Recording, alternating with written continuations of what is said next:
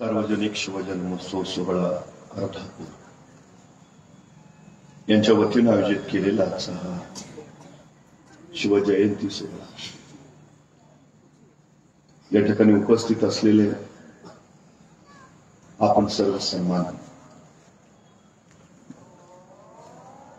अर्धापूर प्राचीन काळच्या इतिहासामध्ये मंदिरांचं शहर म्हणून गणलं गेलेलं हे आराध्यपूर चालुक्य, राष्ट्रकूट आणि यादव घराण्याचं राजवैभव या शहराला पाहिलं. अजूनही प्राचीन काळच्या त्या मंदिरांचे अवशेष आजूबाजूला इथं विखुरलेले दिसतात. केशवराज मंदिर अशी 16 मंदिरं या ठिकाणी होती. त्या 16 मंदिरांपैकी फक्त एक केशवराज मंदिर आता दिसतं. उरलेल्या 15 मंदिरांचे फक्त अवशेष शिल्लक आहे.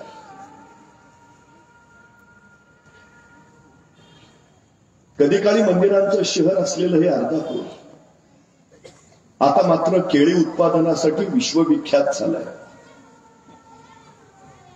उपग्रह शहर म्हणून या अर्धापूरचा उल्लेख आता केला जातो. त्या शहरामध्ये ही शिवजयंती साकार होते. इतिहास अनेकांच्या अभ्यासाचा विषय आहे. इतिहास अनेकांच्या व्यासंगाचा विषय आहे. इतिहास अनेकांच्या संशोधनाचा विषय आहे. इतिहास अनेकांच्या प्रेरणेचा विषय आहे. इतिहास अनेकांच्या चेतनेचा विषय आहे. इतिहास अनेकांच्या अस्मितेचा विषय आहे. इतिहास अनेकांच्या अभिमानाचा विषय आहे. इतिहास अनेकांच्या स्वाभिमानाचा विषय आहे.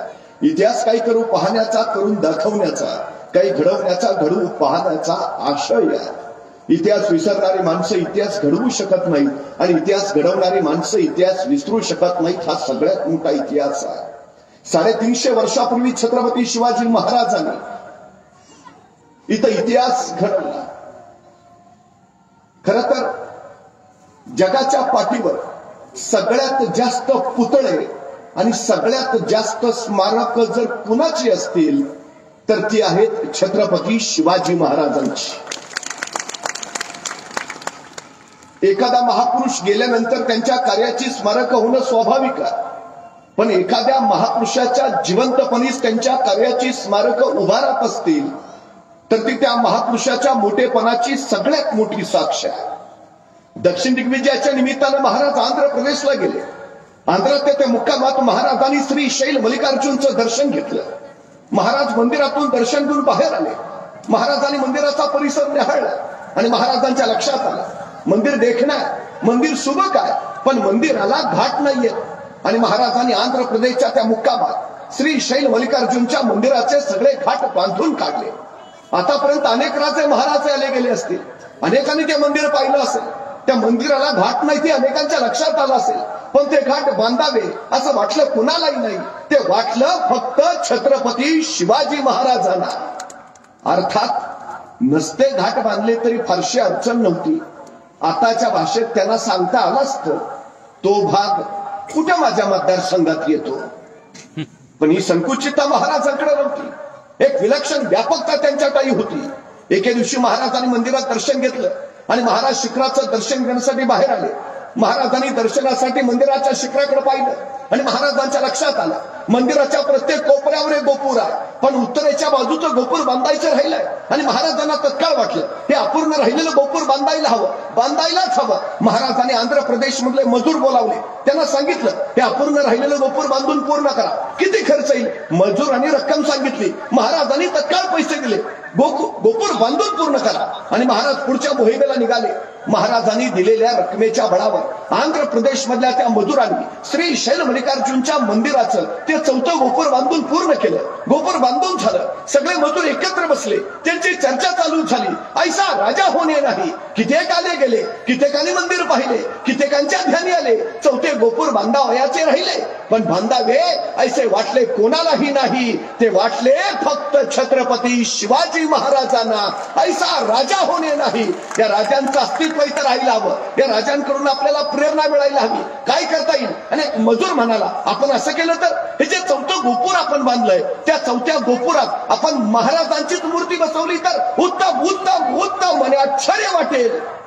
आंध्र प्रदेशच्या मजुरांनी वर्गणी काढली आणि श्री शैल मल्लिकार्जुनच्या मंदिराच्या त्या 4थ्या गोपुरात छत्रपती शिवाजी महाराजांची मूर्ती बसवली. महाराजांच्या जिवंतपणी महाराजांचं उभा राहिलेलं हे स्मारक आहे आंध्र प्रदेशमध्ये. महाराजांनी तिथंच एक ध्यान मंदिर सुद्धा उभा केलेलं. काळाच्या ओघात त्याची पडझड झाली. आज त्याच ठिकाणी छत्रपती शिवाजी महाराजांचं स्फूर्ती मंदिर उभं आहे. कधी गेलात आंध्रा तर जरूर बघून या. दक्षिण दिग्विजय करून महाराज परत निघाले. येता येता कर्नाटकात आले. कर्नाटकमध्ये बेलवाडी नावाचं एक ठाणं आहे. राणी मल्लम्मा तथा सावित्रीबाई देसाई नावाच्या ठाणेदारीन तिथं राज्य करत होत्या. नवरा आदिलशाहीचा सरदार मरण पावला. नवऱ्याच्या पश्चात ठाण्याचा कारभार या सावित्रीबाई देसाई पाहत होत्या. आमच्या दादाजी नावाचा सरदार, त्याला असं वाटलं की सगळं जिंकत निघालोच तर बेलवाडीचं ठाणंही जिंकावं. कुणी सावित्रीबाई म्हणून नाही, सहज पराभूत करता येतील. त्यांनी मोजकं सैन्य घेतलं. त्या बेलवाडीच्या ठाण्यावर हल्ला चढवला. पण बाई मोठ्या चिवट आणि जिद्दीच्या, त्यांनी दादाजींचा सपशेल पराभव केला. सावित्रीबाईंनी आपला पराभव केला. हे जर राजांना कळलं तर दादाजींनी पुन्हा प्रचंड फौज उभा केली. पुन्हा बेलवाडीच्या ठाण्यावर हल्ला चढवला. यावेळी मात्र सावित्रीबाई देसाईंचा पराभव झाला. विजयाच्या उन्मादात दादाजींनी त्याला कैद केलं. महाराजांच्या सामने झाला आणि कैद झालेल्या सावित्रीबाई निघाल्या. अचानक थबकल्या, गर्दिशी मागं वळाल्या. स्वतःचं तानं बाळ त्याने आपल्या सोबत घेतलं आणि म्हणाल्या, आता चला. तानं बाळ घेतलेल्या सावित्रीबाई कैदी म्हणून महाराजांच्या समोर उभा राहिला. त्यांना माहिती आहे आपण पराभूत आहोत, आपण कैदी आहोत. हे राजात आपल्याला शिक्षा सुनावणार, सजा फरमावणार. पण महाराजांनी काही शिक्षा सुनावण्या अगोदरच सावित्रीबाई सरकन पुढे झाल्या आणि स्वतःच्या हातातलं तानं बाळ त्यांनी महाराजांच्या मांडीवर ठेवलं आणि त्या महाराजांना म्हणाल्या, मी तुमची दोषी आहे, मी तुमची कैदी आहे. काही शिक्षा द्यायची असेल तर ती मला द्या, पण या सगळ्या प्रकारात माझ्या या तान्या बाळाचा काही दोष नाही, त्याला दोषीश नको. आपल्या मांडीवर असलेल्या त्या तान्या बाळाकडे बघून महाराजांनी स्मित केलं. चिटणीसाला इशाराच झाली. चिटणीस दुधाची वाटी घेऊन आला आणि आपल्या मांडीवर असलेल्या त्या तान्या बाळाला महाराजांनी चमच्याने दूध पाजलं आणि दूध पाजून झाल्यावर त्या तान्या बाळाकडे बघत महाराज सावित्रीबाईंना म्हणाले, हा आमच्या मांडीवर जो आहे ना तो आमचा भाचा आहे, हा आमचा भाचा आहे. म्हणजे तुम्ही आमच्या बहीण झाला. मग कुठला भाऊ बहिणीचं राज्य बळकावतो, कुठला भाऊ बहिणीला शिक्षा फरमावतो. दादाजी यांचं राज्य यांना परत द्याच, पण आमच्या बहीण म्हणून चोळी बांगडीसाठी आमच्याकडून यांना नवराज्य जोडून द्या. आणि हा आमच्या मांडीवरच आमचा भाचा, त्याच्या दूधभातासाठी वतनाची व्यवस्था करा. त्या सावित्रीबाईंना काही कळेना. कैसा राजा, कैसा राजा, ऐसा राजा होणे नाही. मला शिक्षा करणं राहिलं बाजूला, माझं राज्य ताब्यात घेणं राहिलं बाजूला. हा राजा मला आपली बहीण मानतो, माझं राज्य तर मला परत देतोच, पण मला बहीण म्हणून चोळी बांगडीसाठी नवराज्य जोडून देतो. माझ्या मुलाच्या दूधभाताची व्यवस्था करतो. धन्य धन्य, ऐसा राजा होणे नाही. या राजांची ही कीर्ती चिरंतन राहावी म्हणून या सावित्रीबाई देसाईंनी या प्रसंगाची 3 दगडी शिल्प तयार केली. म्हणजे महाराज बसले, त्यांच्या मांडीवर ते तानं बाळ आहे. महाराज त्याला चमच्याने दूध पाजताय आणि शेजारी त्या सावित्रीबाई देसाई उभा आहे. कधी गेलात कर्नाटकात तर धारवाड नावाचा जिल्हा, त्या धारवाड जिल्ह्यात यादवाड नावाचं गाव आहे. त्या यादवाड गावात एक मारुतीचं मंदिर आहे आणि त्या मारुतीच्या मंदिरात सावित्रीबाई देसाईंनी कोरलेलं छत्रपती शिवाजी महाराजांचं हे दगडी शिल्प आहे. महाराजांच्या जिवंतपणी महाराजांचं उभारलं गेलेलं हे पहिलं मंदिर आहे कर्नाटकमध्ये. 350 वर्षापूर्वी महाराजांनी जे राज्य निर्माण केलं ते मूल्यांवर आधारित होतं.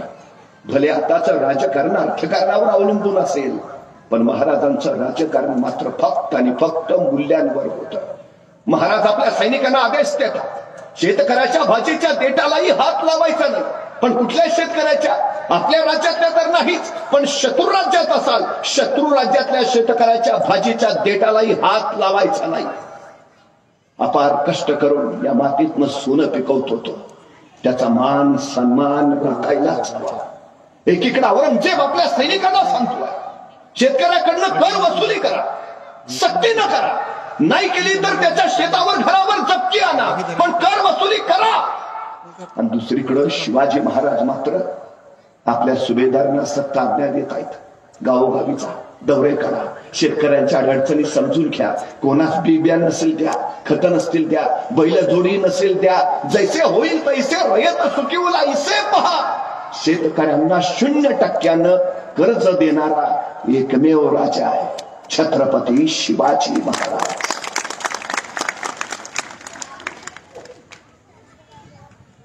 खर तर त्यावेळी दुष्काळ इतका प्रचंड पडला होता, इतका भयान की त्याचं वर्णन करताना असं लिहितात की भुके पोटी माणसाची नजर मेल्या जनावराच्या प्रेतावर पडू लागली आणि जगण्यासाठी बापाची नजर पोराच्या मांसावर जाऊ लागली. पण एवढी भयान अवस्था असताना सुद्धा छत्रपती शिवाजी महाराजांच्या काळात महाराष्ट्रातल्या एकाही शेतकऱ्यानं आत्महत्या केली नाही. हे शिवशाहीचं यश आम्हाला मानावंच लागेल. महाराजांनी मातीत नव्हे मातीसाठी मरायला शिकवलं, हे महाराजांचं सगळ्यात मोठं वैशिष्ट्य आहे.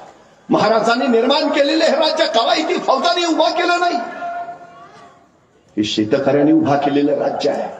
जे हाती नांगर पेलू शकतात, ते हातात तलवार सुद्धा धरू शकतात. जे मातीतनं सोन्यासारखं पीक काढू शकतात, ते स्वतःचं राज्यही उभा करू शकतात. हा विश्वास महाराजांनी त्या शेतकऱ्यांना दिला आणि त्यांच्या मनगटाच्या बळावर हे स्वराज्य निर्माण केलं.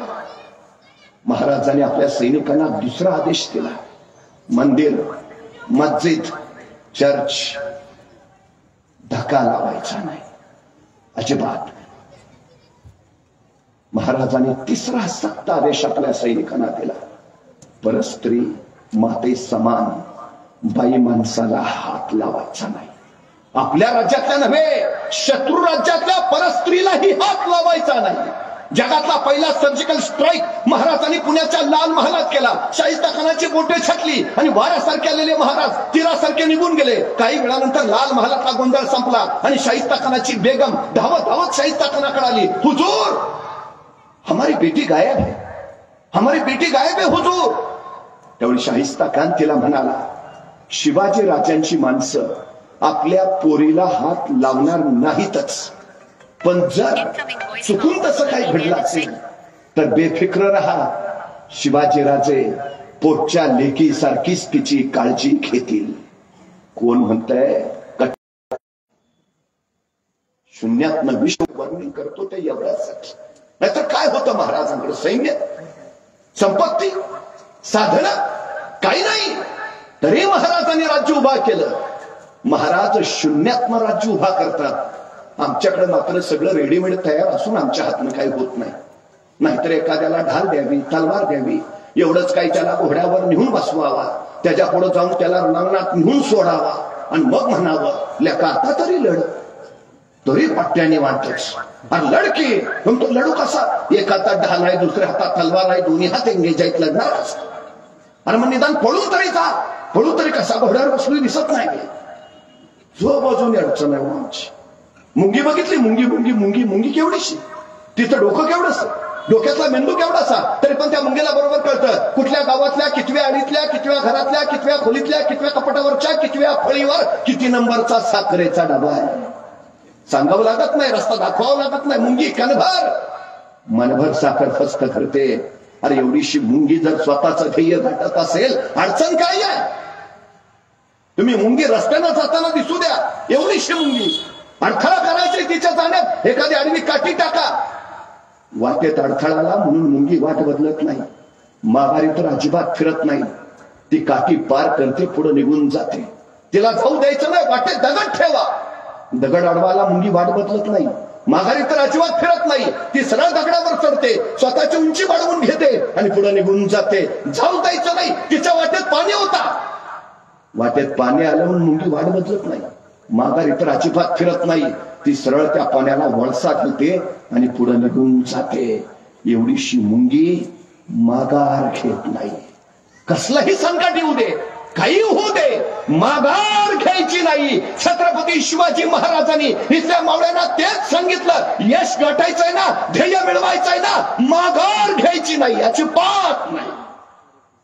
उगा आमची पोरं कारण सांगतात आमची परिस्थिती नव्हती हो तू गे. मला भयान राग येतो असल्या माणसांचा. आमची परिस्थिती नव्हती हो. परिस्थिती माणसाला घडवती नाही आणि परिस्थिती माणसाला बिघडवती नाही. माणूसच परिस्थिती घडवतो आणि माणूसच परिस्थिती बिघडवतो. ही सगळ्यात मोठी वस्तुस्थिती आहे. कारण देतात आमची उगाच. आम्ही गरीब आहे ना. अरे चांगला आहे ना. श्रीमंत व्हायला तुला मिळालेली सर्वोत्तम संधी आहे. नाही मला जरा बुद्धी कमीच आहे. उत्तम. विद्वान व्हायला तुला मिळालेली ही सर्वोत्तम संधी आहे. कारण कसली सांगता. स्वतःच्या कमतरतेला बलस्थान बनवा आणि त्या बलस्थानाच्या बळावर स्वतःच्या कर्तृत्वाचा ध्वज फडकवा. हे सांगितलं छत्रपती शिवाजी महाराज. तर आता अडचण दिसते हो सगळं.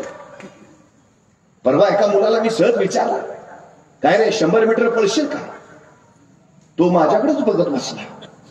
अरे म्हटलं 100 मीटर पळशील का. मग त्याने मला हळूच विचारलं 100 मीटर म्हणजे किती. मला लक्षात आलं. मी त्याला म्हटलं काय खेळबिळ खेळतोस का नाही. मला सगळे खेळ खेळतो. क्रिकेट खेळतो, फुटबॉल खेळतो, व्हॉलीबॉल खेळतो, बॅडमिंटन खेळतो. म्हटलं एवढे सगळे खेळ खेळतो दिवसभर मैदानावरच असतोच का काय. तो म्हटला मैदानावर नाही मोबाईलवर खेळतो. म्हटलं मग बरोबर आहे तुला 100 मीटर कळणारच नाही. मग त्याला सांगितलं इथून तिथपर्यंत जे अंतर आहे त्याला 100 मीटर म्हणायचं पळशील का. म्हटला करतो प्रयत्न. अरे तुला काय 5 किलोमीटर सांगतोय का. 100 मीटर प्रयत्न काय करतो. बरं म्हटलं मला सांग हे 100 मीटर अंतर पार करायला तुला किती वेळ लागेल. तो 5 मिनिटं अंतरच बघत बसला. सांग ना. मग हळूच म्हटला 5 मिनिटं तर लागतील. 5 मिनिटं 100 मीटरला. अरे ऑलिम्पिक मध्ये हुसेन बोल्टचं 100 मीटरचं रेकॉर्ड 9.98 सेकंदाचा आहे. तो हुसेन बोल्ट 10 सेकंदात 100 मीटर पळतो. तू 15 सेकंद म्हण, 20 सेकंद म्हण, 25 सेकंद म्हण का 5 मिनिटं. माझं मला माहिती आहे ना. अरे सगळ्यांना 5 मिनिटं लागतील. मला सुचायचं बंद झालं. तेवढ्यात त्याचा मित्र धावत आला. हे पळ कुत्रा पिसाळलाय. इतक्या भयान वेगात पळत सुटला. 7 सेकंदात 100 मीटर. त्याला म्हटलं तुला का हुसेन बोल्टचं रेकॉर्ड मोडलंस. म्हटलं मग कुत्रं मागं लागलं होतं. म्हणजे 7 सेकंदात 100 मीटर पळायची तुमच्यात क्षमता आहे. बाहेर कधी आली संकट आला तेव्हा. मग संकट चांगली आहेत का वाईट आहेत. चांगली आहेत. संकटांचं स्वागत करायला हवं. संकट तुम्हाला अडवायला येत नाही. संकट तुमची उंची वाढवायला येतात. अडथळे तुम्हाला रोखायला येत नाहीत. अडथळे तुमच्यातल्या क्षमता बाहेर काढतात. अडचणी तुम्हाला थांबवायला येत नाहीत. अडचणी तुमच्यातली कौशल्य बाहेर काढतात. संकट अडचणी अडथळे यायलाच हव्यात कारण त्याच तुम्हाला घडवतात. तुमचा संघर्ष जेवढा मोठा तेवढी तुमची उंची मोठी असते. खरं तर महाराजांच्या आयुष्यात त्यांच्या वाट्याला आलेला संघर्ष एवढा मोठा होता की जोपर्यंत चंद्र सूर्य राहतील छत्रपती शिवाजी महाराज तुमच्या माझ्या काळजात चिरंतन राहतील. शून्यातनं उभा केलो.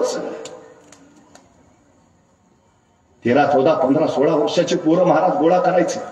दूरवर एखाद्या जंगलात जायचं. जंगलातल्या या दाट झाडी या पोरांना तलवारबाजीचं युद्धाचं प्रशिक्षण द्यायचंय. पण कुणाला नकळत कुणाला कळणार नाही याच्या बेतानं. आणि आपल्या जंगलात आत काय चाललंय ते बाहेर कुणाला कळू नये म्हणून शिवबाराजांनी जंगलाच्या बाहेरच्या झाडावर एक पोऱ्या उभा केलेला असायचा. त्याला सांगितलेलं असायचं कुणी अनोळखी माणूस येताना दिसला की तू नुसता खुनेचा आवाज कर. तुझा खुनेचा आवाज ऐकला की आम्ही तलवारी संचेर लपून ठेवतो आणि विटीदंडूचा खेळ चालू करतो. म्हणजे कुणाला कळणार नाही आपला आत काय चाललंय ते. त्या दिवशी शिवबाराजांचा खेळ रंगात आला होता. आपल्यासोबत त्यांना तलवारबाजीचं युद्धाचं प्रशिक्षण दिलं जात होतं. त्याचवेळी जंगलाच्या बाहेरच्या झाडावर एक खुनेचं पोरग टेहणी करत बसल्याचं जे खून शिवाजी मोराचा आवाज ऐकला. आपल्या सोबत त्यांना सांगितलं अरे तलवारी शमशेर लपून ठेवा. विटीदंडूचा खेळ चालू करा. कुणी अनोळखी येत आहे. पोरांनी तलवारी लपवल्या. विटीदंडूचा खेळ चालू झाला. तोपर्यंत जंगलाच्या बाहेरच्या झाडावरचं ते खुनेचं पोरग टप्प दिशी खाली पडलं होतं. 15-16 वर्षाच्या त्या रांगड्या पोरापुढे उभा राहिलं होतं आणि त्याला दमात घेऊन विचारत होतं कोण रे तू. आणि ते 15-16 वर्षाचं रांगडं पोरग सांगत होतं रामोशाचा बहिर्जी. काय काम काढलं सर. काही नाही जी राजांना भेटायचं होतं. कार बोलू की राजांना मग सांगतो. ते खुण्याचं पोर म्हटलं तू थांबताच मी राजासनी सांगावं देऊन येतो. खुण्याचं पोरग आत गेलं. राजांना सांगू लागलं राज कुणी रामोशाचा बहिर्जी आलायची. राजा म्हणले दे पाठवणार. बहिर्जी आत आला. राजांपुढे उभा राहिला. राजाने विचारलं काय काम काढलंस रे. तसा बहिर्जी म्हणाला राज आम्हाला बी तुमच्या खेळात घ्या की सामील करून. राजाने विचारलं काय येतं तुला? सगळं येतं. कसला व्यवहार करतो, कुणाची बी नक्कल करतो. राजा वेषांतर तर असा करतो की तुम्ही बी ओळखायचा नाही. राजाला पटलं वाटलं माणूस कामाचा. असं असं मग चल या आत्तापासूनच आमच्या खेळात ये. तसा बहिर्जी घुटमळला. म्हटला राज उद्यापासून येतो की जी? का रे? नाही बापाला सांगावा दिला असता राज. बापाला सांगून उद्यापासून येतो की जी? राजा म्हणले ठीक आहे ये उद्यापासून. बहिर्जी जायला वळाला. 5-6 पावलं गेला. अचानक काय वाटलं कुणास ठाऊक, बहिर्जी पुन्हा माघार आला. राजाला म्हणाला राज एक सांगू काची? राजा म्हणले बोल. नाही कुणी अनोळखी माणूस आला तर तुम्हाला कळावं म्हणून तुम्ही झाडावर जो कोऱ्या उभा केलाय त्याला सांगा ह्या दिवसात मोर रडत नाही. नाही कुणी जाणता माणूस यायचा मोराचा आवाज ऐकायचा. तो विचार करायचा या दिवसात जर मोर ओरडतच नाही तर आवाज आला कुठून? ऐकलं गवसून जाल राज. राजाने माणसं गोळा केली. ती अशी दऱ्याखोऱ्यातली गिरिकंदरातली अचूक ज्ञान सूक्ष्म निरीक्षण असलेली हाच बहिर्जी पुढे राजांचा गुप्तहेर प्रमुख झाला. आज जगाच्या पाठीवर अमेरिकन गुप्तचर यंत्रणा रॉ आणि इस्रायलची मोसाद या सर्वोत्तम गुप्त यंत्रणा मांडल्या जातात. पैकी इस्रायलची मोसाद म्हणते आम्ही बहिर्जी नाईकांना आणि महाराजांच्या गुप्तेर खात्याला आमचे आदर्श मानतो. आज तब्बल 450 वर्ष होत आली पण महाराजांच्या गुप्तेर खात्याबद्दल बहिर्जी नाईक आणि विश्वासराव यांच्याशिवाय तिसऱ्या माणसाचं नाव आढळत नाही. गुप्तचर खात्याचा हा गोपनीयपणा 450 वर्ष झाली तरी अजून तसाच आहे. हे महाराजांच्या गुप्तेर खात्याचं सगळ्यात मोठं यश आहे. सगळ्यात मोठं. बंगालची फाळणी झाली. बंगालवासी संतापून उठले. वंगभंग चळवळ चालू झाली आणि वंगभंग चळवळीला प्रेरणा मिळावी पण रवींद्रनाथ टागोरांनी प्रेरणा घेतली. लिहिलं कुणावर? छत्रपती शिवाजी महाराजांवर. जयोस्तो शिवराय. बंगालवासियांनी महाराजांकडनं प्रेरणा घेतली. तामिळनाडूमध्ये जातीविरोधी चळवळ सुरू झाली आणि या जातीविरोधी चळवळीला गती यावी म्हणून तिथले तमिळ लेखक CN अण्णादुराई यांनी एक नाटक उभा केलं. कुणावर? छत्रपती शिवाजी महाराजांवर. त्या नाटकाचं नाव होतं शिवाजी काव्यम. या नाटकामध्ये छत्रपती शिवाजी महाराजांची भूमिका केली अभिनेते गणेश मूर्ती यांनी. या नाटकात गणेश मूर्ती यांनी महाराजांची भूमिका इतकी अप्रतिम केली की या नाटकानंतर तमिळ सिनेसृष्टीनं अभिनेते गणेश मूर्ती यांना कायमच शिवाजी गणेशन म्हणायला सुरुवात केली. तीच त्यांची ओळख झाली. ज्याने शिवराय अभ्यासले अनुभवले तो शिवमाईच झाला. 350 वर्षापूर्वी केलेलं महाराजांचं कार्य पिढ्यानपिढ्या चिरंतन प्रेरणा देणारं ठरेल. औरंगजेबाने आपली सगळी हयात महाराष्ट्राला धडका मारण्यात खर्ची घातली. त्याला दख्खन जिंकायचा होता. 27 वर्ष तो धडका मारत राहिला. स्वराज्यच का जिंकायचं होतं त्याला. तिकडे इराणचा शाबास तसाच आहे. आदिलशाही तशीच आहे. निजामशाही तशीच आहे. कुतुबशाही तशीच आहे. ते घे ना. स्वराज्य का? औरंगजेबाचं उत्तर सांगताना सांगतो इराणचं राज्य शहाबाजचं आहे. विजापूरचं राज्य आदिलशहाचं आहे. नगरचं राज्य निजामशहाचं. गोळकोंड्याचं राज्य कुतुबशहाचं. पण महाराष्ट्रातलं स्वराज्य हे कुणा राजा सुलतान सम्राट वा बादशाहचं राज्य नाही तर ते रयतेचं राज्य आहे. आणि जिथं रयतेचं राज्य असतं तिथं माणसं मरायला आणि मारायला कधी मागं पुढं बघत नाहीत. आणि सगळ्यात मोठा धोका येतो हाय. हा स्वराज्याचा प्रयोग जर सगळीकडे पसरला तर दिल्लीचं तख्तही बचावणार नाही. त्याला स्वराज्य संपवायचं होतं. त्यासाठी महाराजांनी हे राज्य उभा केलं. ते स्वतःला सत्ताधीश होता यावं म्हणून नव्हे तर रयतेचं राज्य निर्माण व्हावं म्हणून. आणि महाराजांनी ते रयतेचं राज्य इथं स्थापन केलं. महाराजांनी उभा राहिलेल्या स्वराज्याचा राज्याभिषेक घोषित केला. खरं तर याच्या पाठीमागं काही कारण होती. एक आदिलशाही, निजामशाही, मोगल. छत्रपती शिवाजी महाराजांना एका जहागीरदाराचा बंडखोर मुलगा याच्या पलीकडे काही मानायला तयार नव्हते. आदिलशाही, निजामशाही यांच्या अंकित असलेले सरदार महाराजांना राजा समजतच नव्हते.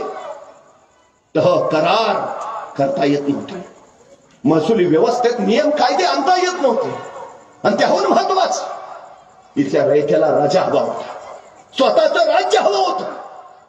आणि महाराजांची राज्याभिषेकाच्या पाठीमागची भूमिका होती, मी आज आहे, कदाचित उद्या नसेल, पण हे राज्य टिकलं पाहिजे. मी नसतानाही टिकला पाहिजे. सैन्य राजासाठी नव्हे, राज्यासाठी झुंजला पाहिजे. आणि त्यासाठी त्यांना प्रेरणा दिली पाहिजे. प्रेरणा देणारा कुणी इथं काही निर्माण केलं पाहिजे. आणि म्हणूनच महाराजांनी ते प्रेरणापीठ उभारलं, स्वराज्य सिंहासन.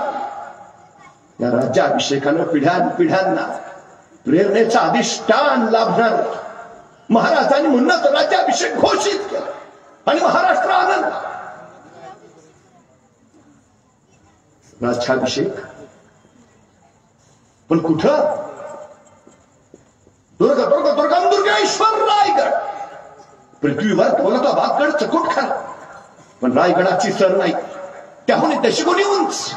पावसाळ्यात कडियावर गवत उगवत नाही. ऐसा चकोट की मुंगीलाही आत शिरता येत नाही. रायगड कैलासा इतकाच पवित्र. आजपर्यंत या रायगडावर कोणाचे रक्त सांडलेलं नाही. आणि म्हणूनच महाराजांनी सांगितलं, तख्तास जागा हाच करावा.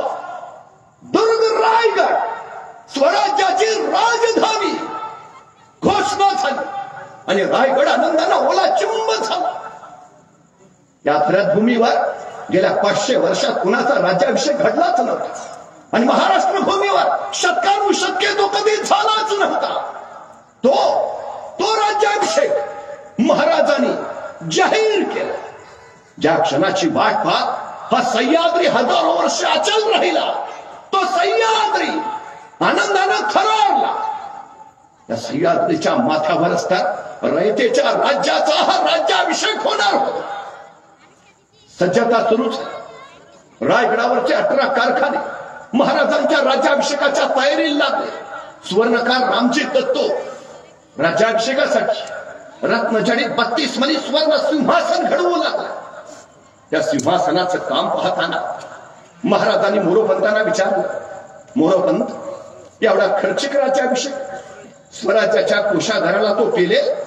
आणि मोरोपंत म्हणाले, महाराज असे आणखी 10 राज्याभिषेक करता येतील एवढं धन स्वराज्याच्या कोषागारात आहे.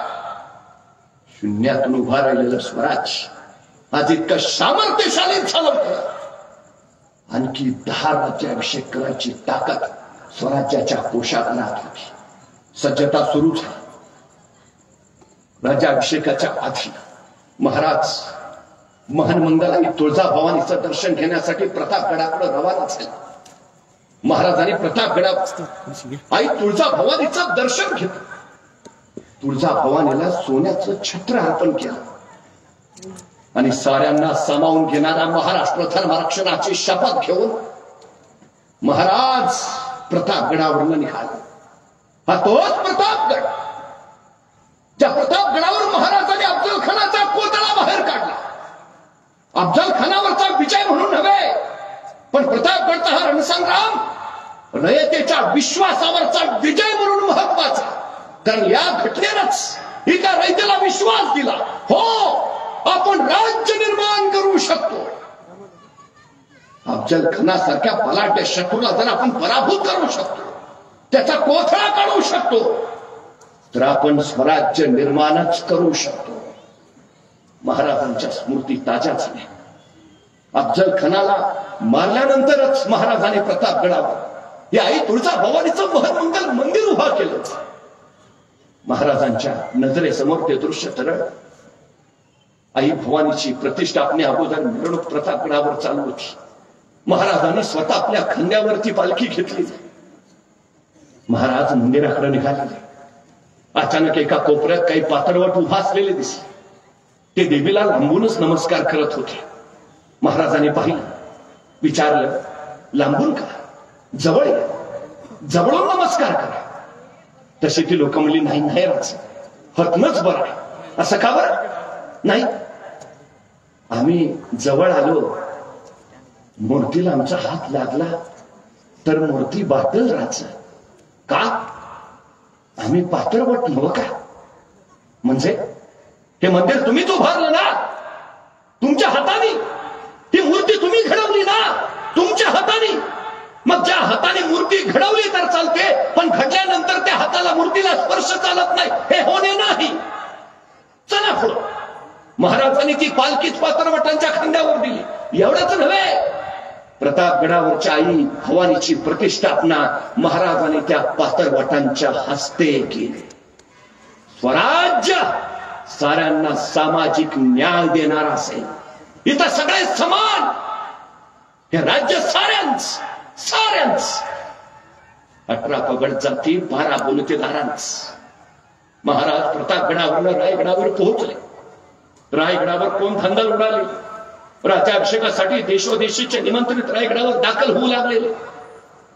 इंग्रजी सत्तेचा प्रतिनिधी हेनरी ऑब्जेक्टे, फ्रेंच, गोवेकर, पोर्तुगीजकर, मुजापूरकर, भागानगरकर, सारे निमंत्रित. आणि त्याच वेळी महाराजांच्या जिवलग सोबत्यांची तर कोण गडबड